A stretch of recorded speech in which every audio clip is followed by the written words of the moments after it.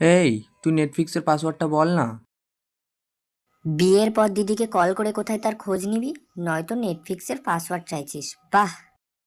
আরে খোঁজ নেওয়ার কি আছে, বিয়ে করে কোথায় আর এমন গেছিস? হ্যাঁ, এই তো এক পাড়ায় উঠেছিস, ঢিল ছুড়লেই তোর বাড়ির ছাদেও পড়বে। আমি জানি না, মাকে জিজ্ঞেস কর। আজব তো, মা জানলে তোকে ফোন করতাম। ফার্জি সিনেমাটা ভাই কোন জন্মে দিয়েছে, এখনও দেখা হয়নি। বল প্লিজ। আমি বলতে পারবো না, বিরক্ত করিস না তো আমায়। আরে আরে, বল না। শুধু পাসওয়ার্ডের সময় আমার কথা মনে পড়ে তোর। 2 দিন পর যে রাখি সেটাও নিশ্চয় এখন আর মনে নেই। পাসওয়ার্ডের মতো এটাও ভুলে গেছিস বল। আরে হ্যাঁ, রাখি ভুলতে যাব কেন? ভুলিনি, বল। আর নাটক করতে হবে না, আগের বারের মতো তোমার এবারেও মনে নেই, আমি ঠিক জানি। হ্যাট, রাখি আবার কেউ ভুলে নাকি?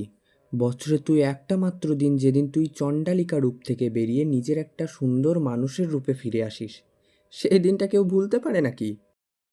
আবার ফালতু কথা বলছিস, পাসওয়ার্ড দেবো না কিন্তু। আচ্ছা ভাই, একটা কথা বল তো, তুই সত্যিই আমায় মিস করিস না? না রে, করি। এখন তো আমার সাথে কেউ মারপিটও করে না রে, কেউ আমার সাথে খাবার নিয়েও কাড়াকাড়ি করে না, মাও আজকাল আমাকে বকাবকি করে না। থাক, আর নাটক করতে হবে না। ধুর, তুই ইমোশন ব্যাপারটাই বুঝিস না। ওলে বাবালে, ইমোশন ফুল আমার। আর শোন, এবার রাখিটা এখানেই করব, মাকে অলরেডি বলেছি। তুই সকালে কিন্তু চলে আসবি, হ্যাঁ? আর পাসওয়ার্ডটা লিখে নে, তোর নাম @143। তোর পছন্দের মাটন বিরিয়ানি বানাবো সেই দিন। আচ্ছা ঠিক আছে, আমার কাজ আছে, রাখছি বেশ।